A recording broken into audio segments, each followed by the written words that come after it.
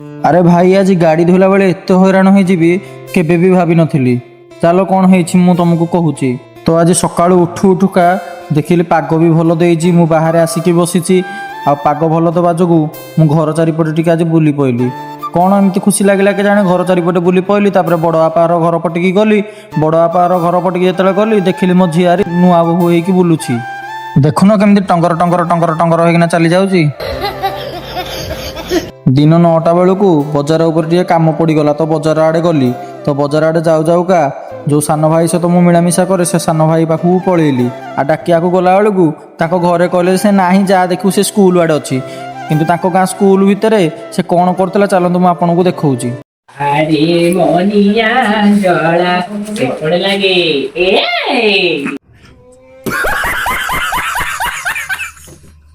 ମୁଁ ତାକୁ ବଜାର ଆଡ଼େ ନେଇକି ପଳେଇଲି। ଆଉ ବଜାର ଆଡ଼େ କାମ ସରିଲା ପରେ ମୋର ମନେ ପଡ଼ିଗଲା 2-3 ମାସ ହେଲାଣି ଗାଡ଼ି ଧୁଆ ହେଇନି। ତ ଶେଷରେ ଗାଡ଼ିଟାକୁ ସଟେଇ ଦେଲି ଯାଇକି ଆମର ସବୁଠୁ ଫେମସ୍ ଜାଗା ହେଲା ସାପୁଆ ଡ୍ୟାମ୍। ତ ସାପୁଆ ଡ୍ୟାମ୍ ଆମ ଘରଟା ହେଉଛି 7 କିଲୋମିଟର ଦୂର। ତ ମୁଁ ଗାଡ଼ିକୁ ସିଧା ସଟେଇ ଦେଲି। ଠିକ୍ ସମୟରେ ମୋର ମନେ ପଡ଼ିଗଲା ମଗ ବାଲ୍ଟି କିଛି ଧରିନା ଆସିନି। ତ କେମିତି କ'ଣ କନା ଗାଡ଼ି ଧୋଇବି।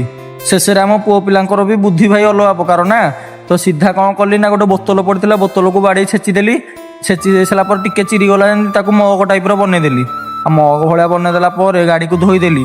ଆଉ ଭାଇ ଗାଡ଼ି ଯେଉଁ ଭଳିଆ ମୋତେ ହଇରାଣ କଲା ବିଶ୍ୱାସ କରନି। ଗାଡ଼ିର କୁଆଡ଼େ କୁଆଡ଼େ କେଉଁ ଭିତରେ ଲାଗିଛି କାଦୁ, ତାକୁ ସଫା କରିବାକୁ ମୁଁ ସେଇ ଜାଗାକୁ ହାତ ପାଉ। ମୁଁ କ'ଣ କରିବି।